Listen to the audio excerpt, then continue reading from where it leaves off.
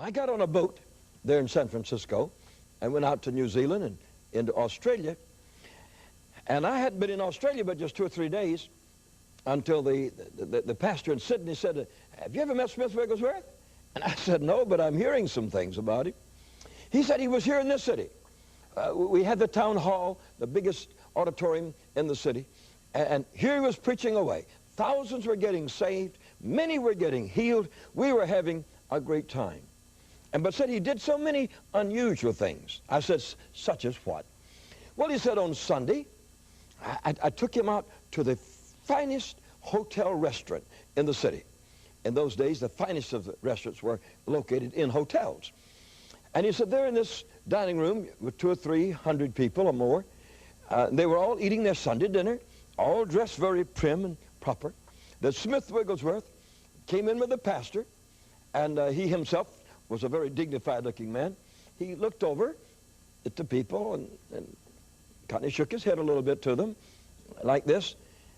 And then, before they could bring the food, he took his glass and took his pencil and knocked on it. Well, you know, a glass with water, how it sounds. He got the attention of the whole dining room. And he spoke up with a loud voice and said, "I have observed, since being here, that you have not prayed over your food." Says that's the way hogs eat. They don't pray over their food. So I will pray for you.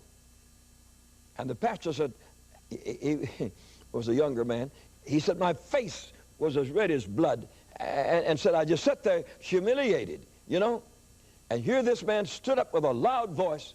He asked God to bless and to love all these people, to sanctify the food to their bodies, and to give them strength from the food that they might serve God. Then he said, ladies and gentlemen, thank you, and sat down.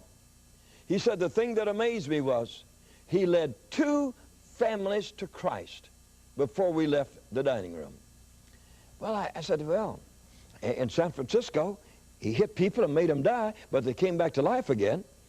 And now here, he calls a whole dining room to order and prays over everybody's food at the same time, and then wins 2 families to Christ. I said, very interesting man.